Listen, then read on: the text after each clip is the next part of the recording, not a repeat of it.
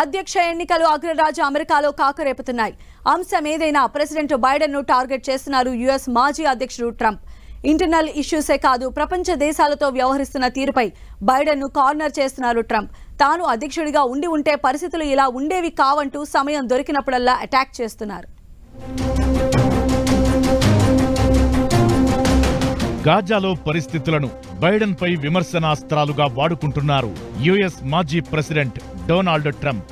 గాజాపై దాడిని ఆపడంలో ఫెయిల్ అయ్యారంటూ ప్రస్తుత అధ్యక్షుడి తీరును తప్పుబట్టారు. తాను ప్రెసిడెంట్ గా ఉంటే ఇజ్రాయెల్ పై దాడి జరిగేది కాదని చెప్పుకొచ్చారు ట్రంప్. అక్టోబర్ 7న జరిగిన మారణహోమంపై ప్రెసిడెంట్ జో బైడెన్ ను ఉద్దేశించి ఈ విమర్శలు చేశారు. బైడెన్ మాట్లాడలేరని, ఆయన విదేశాంగ విధానం కూడా భయానకంగా ఉందని తప్పుబట్టారు ట్రంప్. బైడెన్ ను హమాస్ గౌరవించదని, అందువల్లే ఈ దాడి జరిగిందన్నారు. ఇజ్రాయెల్ కు బైడెన్ శ్రేయోభిలాషి అయ్యుంటే పరిస్థితి ఇలా ఉండేది కాదని విమర్శలు చేశారు. ఇజ్రాయెల్ ను కూడా అప్రమత్తం చేశారు ట్రంప్. గాజా నుంచి బయటకొస్తున్న దృశ్యాలు విషాదకరంగా ఉన్నాయని, వాటిని ప్రపంచం చూస్తోందని, అందుకే ఈ యుద్ధాన్ని ముగించాలని సూచించారు.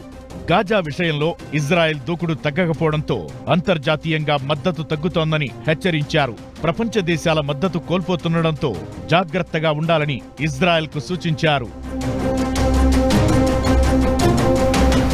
మరోవైపు గాజాలో తక్షణమే కాల్పుల విరమణ కోసం ఐక్యరాజ్యసమితి భద్రతా మండలిలో జరిగిన ఓటింగ్కు అమెరికా దూరంగా ఉంది. దీంతో అమెరికాపై కోపంగా ఉంది ఇజ్రాయెల్.